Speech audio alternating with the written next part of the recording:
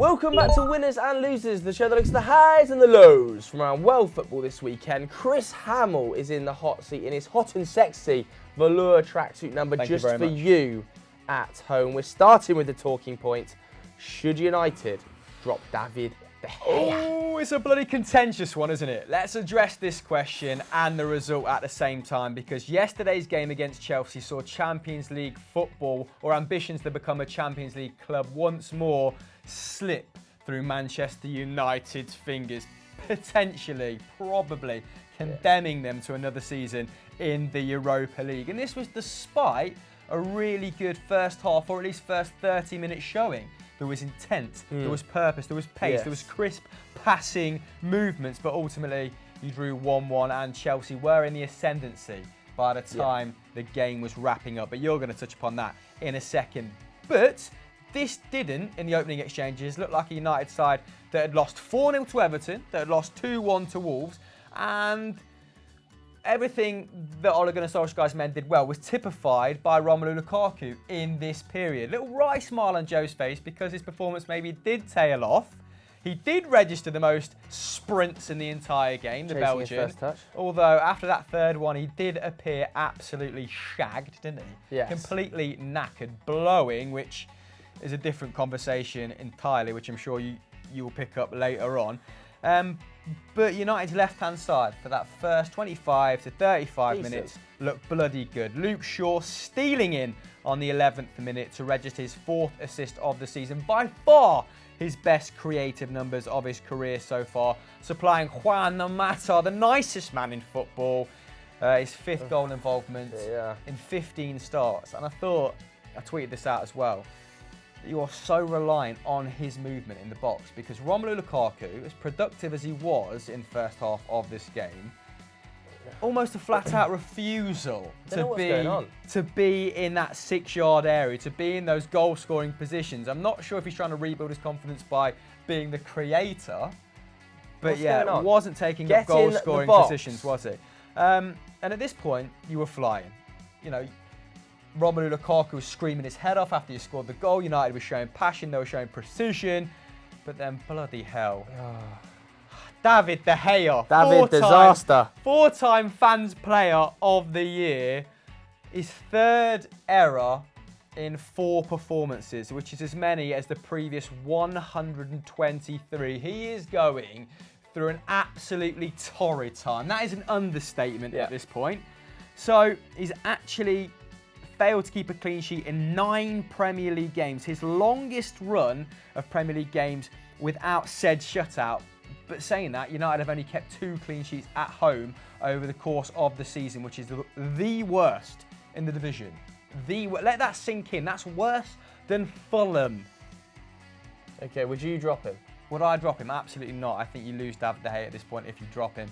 I agree with Gary Neville. He has built up a surplus of credit, hasn't he? He could make another 2 or 3 errors, and I think you should just power through, get into the summer, let David De Gea go to a beach somewhere and just completely reset. Because at this point, if you're having a contract dispute with him and you drop him at the first sign of trouble, you're going to lose him, aren't you? I agree. I don't think you can drop David De Gea right now. At this point as well, he's made as many mistakes as Alisson, Leno and Dubravka, who have been 3 pretty solid keepers in this Premier League campaign. So let's not lose our heads. And one man who wasn't losing his head was OGS. He had this to say. David De Gea was clapped off by a section of the United fans at half-time. Is that what everyone at Manchester United needs to do now? Get behind someone who's been a great player for the club? Of course. David's been unbelievable for this club, and that just says everything about the supporters. And because we do support each other, there's no chance that anyone can blame him for losing many points for us. So he's been unbelievable, and today, he knows he could have had that shot, but that's football again. Like you say, he's a top keeper, and I think you said on Friday about your trust in him. Yeah. Is it getting to the point, though, where the best thing for him could be to step out of the team and come back after the summer? I think David is one that would like to play games, and of course I'll have chats with him this week, and I'm sure he'll respond in the right way. So along with David De Gea's poor form, that probably does signal the end for Manchester United's Champions League hopes. I was gutted as well, because I think if we'd have got 3 points yesterday, we'd have finished top 4. Cardiff and Huddersfield, our last 2 fixtures. All of our other competitors still got 4 games to play because they're playing in multiple competitions. And I fancy them all to drop points. And it's such a shame because we started so well, and I think if De Gea doesn't have the disaster, United maybe continue. I think that was such a pivotal moment. You really deflated after that, weren't you? Everything collapsed. As soon as that ball hit the back of the net, I think it took the wind out of everybody's sails. But I have to bring it up again. The fitness levels of Manchester United players. We're challenging for the Champions League. It's League One stuff. It really is. How these players are this unfit beggars belief. At this stage of the season. What Jose was doing with them in the fitness sessions is unbelievable. But that's never been an accusation levelled at Jose Mourinho's side before, has it? It's crazy. I don't understand it. Is it not a bit of individual accountability? Like, Romelu Lukaku has had 6 months to resolve the fact that it looks like the Incredible Hulk. Yeah, I don't know what is going on, to be totally honest. Some other individual performances I was pretty disappointed with. Obviously, he should not be named, still offering absolutely nothing. United, saw a stat yesterday, United have had the least attacks down the right-hand side this season of any team in Europe's top 5 leagues. That is about as damning as you can get. That is about as clear indication that you need a new right side as you'll ever get in the modern game. Appalling stuff. I thought Matic, as good as he is on the ball, struggles off it now. I just don't think he's got the fitness levels to keep up with this game. I don't think Romelu Lukaku has the fitness levels to keep up with the game at the moment. Juan Mata, as good as he is popping around the edge of the box, just doesn't offer enough in a fast transition system at all.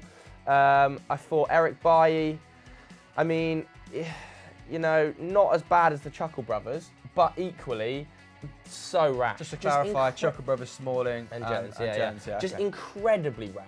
Like, there was one moment where he put in a 2-footed lunge on the edge of his own area and got away with it. He nearly cleaned someone's face off, left him with half a skull and over a kick on a corner. What's with the ginger hair as well? Shocking. I was born with it. Don't choose to go with it. He's gone for the dice. Don't choose to go with it. Not a good look. Marcos Rojo, when he came on, absolutely disgraceful performance. The sooner he gets out, the better. Ander Herrera was okay, but I thought he looked shagged after 60 minutes, just not playing enough football over the last few weeks. United, let's have it right though. The reason we're not in the top 4 is not David De Gea. People are like, oh, you know, David De Gea has cost United top 4. No, the reason we're not in the top 4 is because we've consistently underperformed in nearly every home game this season. Absolute crap at Old Trafford, United have been this season. Not much better on the road. And we don't deserve a top 4 spot, to be totally honest with you. That squad is not warranting of a top 4 spot. The criticism of Paul Pogba has been ridiculous. He is pretty much single-handedly trying to run a midfield. Yeah. He has to transition from defence into attack, support the attack, score goals, break up. He has to do everything. I mean, when the lack of movement is scary in front of him. When Eric Bailly is taking as many shots as Mata, Rashford and Lukaku combined, you know you're in trouble, don't you? Big time. Yeah. I mean, and Rashford, I mean, your downturn in form has coincided with his downturn in form as well. You're becoming so reliant on him, and I like that he's building that fear factor. When he's on the ball, you can see defenders back off, give him space, because he's not been great though. He has been lethal at various parts of the season. But he's still well out of form as well. Like, as much as we batter Romelu Lukaku, Rashford, dangerous off the ball, but not been good enough on it. If I see him shoot from 40 yards from a free kick one more time, I may well lose my brain. Absolutely no need for it. What more Mason Greenwood has to do to get a single minute in this game beggars belief. I don't think you had a shot after the 54th minute. Rashford came off around 60, didn't it? I definitely think there's a correlation there. As well. Can I just say, people don't realise, Alexis Sanchez gets an extra 75 grand every time he comes on the pitch. So on top of his wage, he gets an extra. He got 75k for that yesterday, which is an absolute disgrace. I have to give some props though to Maurizio Sarri. I think in the second half, Chelsea were a better team than Manchester United. Dominated the ball really nicely, dominated the space. I think in the first half, he said as much after the game, they really struggled with distances. The forwards were too far away from the midfielders. Man United were able to pressurise them in their own third, and Higuain just nowhere near good enough for Chelsea. Let's be frank, he is not good enough for Chelsea. He was offside more than he was on the ball. I don't know what he was doing yesterday. His offside was as bad as his hairline yesterday. I love the... and that's gone. The competition. So is Mkhitaryan's, by the way. We'll move on to Arsenal after that, but I saw the inroads. It looks like an island on top of his head. But we're getting a bit personal now, aren't we? But the competition that Higuain and Lukaku were having from about 70 minutes onwards to see who could be the laziest centre forward in the Premier League was immense. Absolutely ridiculous. Either way, not a good day for Manchester United, not a good way for Ole Gunnar Solskjaer, not a good day for David De Gea. But do you guys at home think he should be dropped from the Manchester United team? You can vote in the poll up there to decide. Moving on to our winners, it comes from the other side of Manchester. It's the Citizens. This was sent in by Behal Tamish. Yeah, they overcame a stubborn Burnley at Turf Moor, didn't they? Winning 1-0, ensuring that they enter matchday 37 as the Premier League's frontrunners by a singular point. Fine margins. And talking of fine margins, what about Sergio Aguero's 20th goal of the season? Crossed the line by 2.5 centimetres. Patrick Van Straten vibes. On a cold day, you know, let's not be too harsh. And when you couple this with John Stones' goal line clearance against Liverpool earlier in the season, I'm still laughing from that, it epitomises the fine margins, like I said, between winning this league and coming second this year. Two Titans, two of the best Premier League teams ever, just bang at it, and this is what separates them at current. Now, Aguero, it's the 5th time he's hit 20 goals in as many seasons. Only the second man to do so in the Premier League era after Thierry Henry, keeping elite company. I'm still laughing. Now, he was relentless on the day, so 9 efforts at goal, 6 coming from inside the area. 9 efforts is actually more than Burnley produced in their last 2 games against Chelsea and against City, so pathetic from Dyche's men, but we expect that at this point, don't we? And it would have been a travesty had City not won. It wasn't the most entertaining game, but they still produced 27 shots. They missed so many chances. To Burnley's 2. Yeah, Leroy Sané not really taking his opportunity. I think the only one of Manchester City's midfielders or that front 4 not to have over 3 efforts in this game. I think Bernardo Silva had 5. He had some great chances, Bernardo. Yeah, he did. He really did. And he's normally very reliant, isn't he, in terms of coming up with a big goal. They put 7 on target, did the visitors, to Burnley's big fat 0. And fair play to whoever's got a season ticket at Turf Moor. Expected goals had the game down at 2.6 to 0.1, although that actually doesn't take Chris Wood's very poorly taken one-on-one into account before Edison pounced on him. But imagine if Burnley scored at that point, because the game was starting to develop. It was starting to take on that tone, wasn't it, of City's day. Yeah, is this going to be our day for sure? Burnley's defence appeared very sound last season, Joe. Not so much this campaign. A wild swing. Give me the numbers. What's happened? Yeah, I mean, they have struggled big time this season, Burnley. I mean, particularly in the first half of the season. They're very thankful for a massive recovery period between January and March, where I think Dyche took loads of his points for this season because they've conceded 63. That's already 24 more than the entirety of last season, with still 2 games left to play. That's the 5th worst in the division, which is just something you don't expect from a Sean Dyche team. In fact, expected goals has them conceding a little bit less, 61, but it doesn't. They often outperform expected goals, Burnley, because they sit so deep. They're constantly employing a deep block, and they are absolute experts at flinging faces in front of ball. Yeah, putting bodies in front of the opportunities they can see. Yeah, all they do is block. Like Ben Mee and James Tarkowski are the kings of the block, because Burnley are facing over 17 shots per 90. That's worse than Fulham this season. But their centre-backs are absolute beasts at blocking. There was 1 block off the line by Ben Mee in this game, which was absolutely remarkable. Just incredible thought process to get back on the line. And there is some genuine talent back there. You know, James Tarkowski, I think, could play at a slightly higher level. I don't think he's a top 6 player, but I don't think he's any worse than a Conor Cody. I don't think he's any worse than a Cathcart at Watford. I think he could probably fit into those teams, maybe even a sort of Michael Keane level player for Everton. You know, also Loughton on the day. I don't necessarily think Loughton's better than Burnley, but he's effective at what he needs to do. 7 tackles and interceptions, 6 clearances. You know, Tarkowski, like I just mentioned, made 8 blocks in this game. So they know exactly what they're doing. They literally just employ a deep block and a busy at the back. Yeah, Fling their faces in front of it. The title race is now skin of your teeth stuff. Yeah. 91 points Liverpool are on. City are on 92. It will be the first Premier League season in history where a team with 90 plus points hasn't won the Premier League. I believe that if Liverpool win their remaining games, they will finish on they'll finish on a points tally that would have won the league in 118 of the 119 professional seasons in England. Oh my God, wouldn't that be typical? Which when you're would- waiting for your first league title since wouldn't be 89, great. 90. Yeah, I mean, if they do finish on, what can they finish on? 95, 96, So something like that. 91 is 94, 97. They can finish on 97 and lose the league, which would have won them the league in Nice. 117 of the 119 Premier League seasons, which is not great. And I think You'll the only not other find a better stat the only thi- other time we this wouldn't have won week. it is obviously when City finished on 101 last year. So not great if you're a Just Liverpool two of the best fan. ever. But what unbelievable teams to watch. So congratulations to Sergio Aguero and Manchester City. First losers, it has to be the red side of North London. They were fucking terrible. And this comes from Smitty Gunner. I'm sure he's devoed. Yeah, I mean, this top 4 race is now officially a shambles. All of them, United, Chelsea, Arsenal, absolute crap. They've dropped 27 points between them in the last 9 days.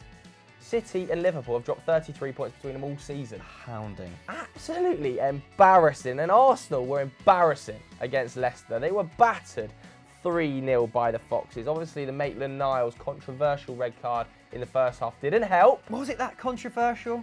Do you make a challenge like that when you're on a yellow? I think the first the yellow, first maybe. booking was definitely a booking. People who are saying that that isn't a yellow need to rethink their strategy. I thought either way, even when it was 11 versus 11, Leicester were the better team. There was wave after wave of Fox's pressure. Obviously, Yuri Tielemans opened the scoring. A gorgeous little player, isn't he? Yuri Tielemans. So good. Baller. If they can pick him up, that squad is tasty. Indeed, how old is he? 22. Madison, 21, 22. Yuri, 21. I was watching this game thinking there's much more you can do with the core of this Leicester City squad over the next 5 years than Arsenal's XI, who are pretty rotten, to be honest. There's only 2 or 3 players you'd keep if you were given the money to facilitate a massive overhaul. Yeah, I really was looking at those 2 squads and I thought Leicester's is more exciting on paper. Like Arsenal's is just rubbish. Vardy, obviously, as he always does, bites Arsenal on the arse. Loves it. Although, can I just say, the second goal is a disgrace to concede as a top. That is Sunday League. You know, Sunday League, the wind's blowing in one direction and it loops over your centre-back's head and bounces in. That is embarrassing for a top 14. I feel for Koscielny because he's literally got no Achilles left at this point. But for Socrates to point at Leno like it's his fault as well, I was just like, this back 4 is in disarray. So bad. And obviously Vardy loves scoring against Arsenal. That was his 8th goal. He's actually scored more goals in the Premier League against Arsenal than he has against any other side. Under Rodgers as well, he's got 8 goals in 8 games, so refinding some form that he lost at the start of the season, I think it's fair to say. But Arsenal, just total disarray right now. 3 consecutive league losses. Each game they've conceded 3 goals or more. That's the first time it's happened since 1966. It's coming. They are struggling big time. I think Chelsea and Tottenham are now massive favourites to get in the top 4. I think Arsenal need a miracle at this stage because they've got to go away to Burnley, and I just don't back them to keep a clean sheet away at Burnley, who just can't shoot. What have Spurs lost? Like 12, 13 games? How are you finishing 3rd when you've lost 12 or 13 games? Just nowhere near good enough. The Gunners have also lost 4 of their past 5 league games. That's as many as they suffered in their previous 29. Just in a terrible run of form. Just the 30 All points of them. All of them. Arsenal, Chelsea, United should be ashamed of themselves. And on that bombshell, let's go back into Leicester, who, I mean, are they going to improve dramatically under Brendan Rodgers? Maybe not, because Puel did put up some solid numbers, but they're certainly more interesting to watch at this point. And at no point yesterday, like Joe said, before Maitland-Niles was even sent off, did I feel like Leicester were under any great pressure. No. They had one good chance, the Arsenal, from freedom of the king power in midfield, and I'm a big fan of Chowdhury. Chowdhury's improving. A delicious pass from him at the end of the first half for Vardy. And like I said in a tweet, if he can add a little bit more range to his passing, then Leicester are going to have a hell of a double pivot and James Maddison and Youri Tielemans in front of them. Yeah. I mean, they're still quite reliant on Albrighton from out wide, but can sort that out in a summer transfer window. And Leicester have the crux of a really exciting squad. Yeah. I mean, he probably would come back at this point, wouldn't they? Moaning in public again already. But let's go to the numbers, because Leicester had 24 shots in this game. Man City, yes, 12 on target. That's the most they've had in a single game this season in terms of testing the goalkeeper. Arsenal managed just 6 with only 1 on target, the lowest they've managed this campaign subsequently. The away side also had the lowest amount of possession that they've ever turned over in a Premier League game, with 33% and an XG of just 0.6. This was a well and truly shocking day at the office. Leicester, in comparison, putting up an expected goals of 3.7, and we all know that the metric feels a little bit harsh at times. So to clock up 3.7, even when Arsenal are going down to 10 men, I mean, it just highlights the fact that Arsenal going down to 10 men didn't really have a plan in terms of how to contain it. Well, as soon as we went on 10 men, they just give up. It was like, well, that's it. I didn't see Xhaka touch the ball. I thought Torreira was non-existent to the point where I forgot he was on the pitch. Socrates was progressing it better through midfield than half of the midfield. Mickey. Oh, Mickey. Who has been the worst out? Wasn't pretty, I mean, was it? Sanchez has been horrific, an embarrassment, but I still feel like at 200 grand a week for Arsenal, they probably, I mean, United got the worst end, but it's still a close competition. I mean, it kind of highlighted how important Aaron Ramsey is to that current system as well. Having a busy number 10, because when your midfield's struggling, you want a player like that to drop in. I remember Mesut Ozil against Leicester actually, putting a man of the match performance when they played last time round, when he lined up as a number 10 and Arsenal weren't getting up the pitch well enough, adept enough. He dropped in and pulled the strings from deep in midfield, and Mkhitaryan just did not have the capability to do so, did he? Mustafi, I don't want to beat upon him because he is what he is, but he had another poor game, didn't he? Only Arsenal player to fail, who failed to make a single interception in this game. And Leicester's pretty hard to pick key players, because this was a really good team performance. Maguire and Evans popping up, making vital interceptions where necessary. You had Ricardo Pereira, who is just effervescent down that right-hand side, 26. One of the signings of this season, because, I mean, as long as he's got a mobile centre-half next to him, I think he might have... He struggled at times when he's played next to Wes Morgan. He's can go for. He's got license to bomb on. That team is so exciting, man. Like Chilwell, Young, the whole midfield, Harvey Barnes coming through the ranks, James Maddison. If they can find a player that I think they thought Kelechi Iheanacho was going to be, but hasn't turned out to be, to kind of in the long run phase Jamie out and not have to play him so many minutes. The worry is that you're still reliant on Jamie Vardy's goals. You've got an unbelievably exciting team there. You really have. I just need a couple of top additions, and I don't see why Wolves and Leicester can't have greater aspirations than 7th and 8th, to be perfectly honest. Pereira, 1 assist in this game, 113 touches, 74 passes. Wow. This is the right back making 3 times as many passes as Arsenal central midfielder, completing 5 dribbles, so all game highs. So a massive shout out to him. James Maddison was dangerous throughout, wasn't he? I thought for the first 30 minutes Tielemans' movement was great, but his use of the ball perhaps wasn't, and Maddison's was all game. 1 assist, 4 shots, 87% pass accuracy. Should have put Albrighton in when they went through one-on-one. A little bit greedy from him in that regard, but still 3 key passes, and he's made the most chances in the Premier League this campaign. What a debut season. One of the best breakout seasons in terms of debutant in the Premier League I've seen in the modern era. Leicester face a much tougher game next week against Manchester City at the Etihad. Somewhat of an understatement there. Arsenal, who are now 2 points off 4th place Chelsea, got to get back to winning ways as soon as possible if they have ambitions to play European football, Champions League football. They've got Brighton next Sunday, who have been pretty howling themselves. So still pretty exciting, low quality, but still pretty exciting for the Champions League races. Arsenal fans, will you make it? Will you cross the line at the death? Probably not. Probably not. Needed Man United to win, didn't you? But let us know your thoughts in the comments below. Moving on to our final winner, it was sent in by Adam Barnski. It's West Ham. Yeah, let's keep this short and sweet because it was a fairly uneventful game. West Ham edging Tottenham out at their new ground, the first team to defeat them there 1-0. I mean, doesn't exactly propel them up the table. They're still 11th. Prior to this, they'd only earned 1 away point from their last 8 outings, so Pellegrini will be happy to arrest some of that form. And their clean sheet was their first in their last 10 games since a 2-0 beating of Fulham back in December. So no one really anticipated this result against Poch's side, did they? Mikel Antonio scoring a great goal, Arnautovic getting the assist. He's got more assists than any other West Ham player since the start of last season with 10. Fairly peripheral figure in the first half, but came to the fore in the second before being substituted. Pellegrini has now beat Pochettino as many times as Guardiola. Only Jose Mourinho has won more. Well, I think it was a great day for West Ham, though. As bad as Tottenham were, West Ham, this is one of their better performances of the season. You know, to go to the Tottenham Stadium and have 16 shots with 7 on target is no mean feat. And they played perfectly on the counter-attack. Mikel Antonio was a threat all day long. Marko Arnautovic, I think Pellegrini tweaked something at half-time. Arnautovic played a little bit wider and it caused Tottenham all sorts of trouble. An amazing assist for that first goal. I think Tottenham will have had one eye on the Champions League, though, to be totally honest. Obviously, they wanted to win this. They're only 3 points above Chelsea, so top 4 not locked down yet. But with Ajax on, Tuesday, you've got to be thinking about that one. Live streaming that on EFD, by the way, so make sure you tune in. Yeah. Also, we didn't do the subscriber graphic. It was in the script, so if you're not subscribed at this point to Football Daily, please click the button and go and do so. Yeah. A bit late in the game for that, but anyway. Nevertheless, we give it a bash. And Ajax also had the weekend off. They paused all of the Eredivisie fixtures just to give Ajax a week's rest, which is great for the Eredivisie. The Premier League are never going to do it because it makes too much money.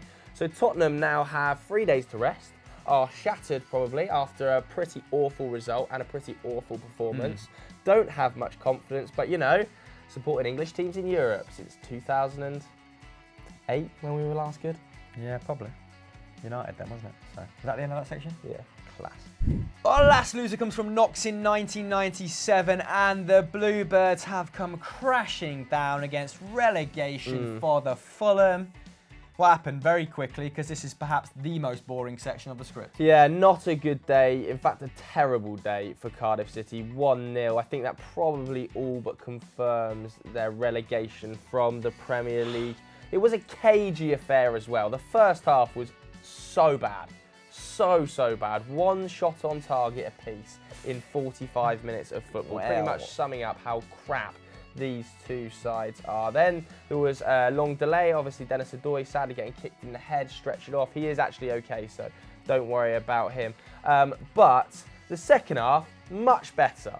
Much less cagey. Cardiff still massively struggling with game control, just 27% possession against Fulham, but they did have 8 shots on target. Wow. So not too bad. They were pushing on the door before Ryan Babel stepped up and cracked one from about 20-25 yards out. A very good goal, 79th minute. His 17th Premier League goal ever, by the way, not this season. They wish that was this season ever. Yep. And his first from outside the box, apparently. That seems Bit of like Ryan a Babel slightly trivia for you. dodgy stat. Exactly what this episode was missing. Yeah, but Neil Warnock's men have still never won an away Premier League match in London. 16 attempts now, and I hate to say it, rightly down. Yeah, perhaps. Part of me wanted Warnock, who is a prolific Championship manager, just to finally keep a side in the Premier League and then go off into the sunset, because the guy is 70 now. Go off into the sunset, trousers up to his chin, happy as Larry, you know, just playing a bit of bridge and, you know, just retiring, I guess, for his own health, because he still gets extremely worked up, doesn't he? Fulham, 3 games now they've won in the last 3, 9 points, as many as in their previous 20 games combined. Sergio Rico did have to have a fairly outstanding stint in goal, saved 8 shots, with 7 coming from the 73rd minute or later. Yeah. So they threw the proverbial kitchen sink at him, didn't they? Like you said, Ryan Babel had a very good game. He's been decent since arriving in January. His stock has gone up, hasn't it, since arriving from an obscure team in Turkey. 3 shots, completed 3 dribbles, laid on 2 chances for his teammates. Junior Hoilett missed a big opportunity for them in the dying embers of the game, which kind of sums up Cardiff's season to a certain extent, doesn't it? Kind of nearly men in quite a few very important games. And with Brighton, who are the team ahead of them, facing, I think, Arsenal and Manchester City in their next 2 games, there is a real chance still that they could stay up, but I mean, it would have improved significantly had they got even anything from this game. I don't think anyone's going to miss Cardiff necessarily in the Premier League. Nobody. Yeah, that's all I have to say. No one's going to miss them. That's it for this episode of Winners and Losers. But before you do anything else, make sure you watch Euro Roundup over on EFD, because you'll be talking about teams such as the Blaugrana. We've got Bayern, and I think, Joseph, I'm right in saying that teams who are competing for the 4th Champions League berth in the top 5 leagues, none of them won this weekend. Shambles. It's a total shambles None across Europe. Bye. Goodbye.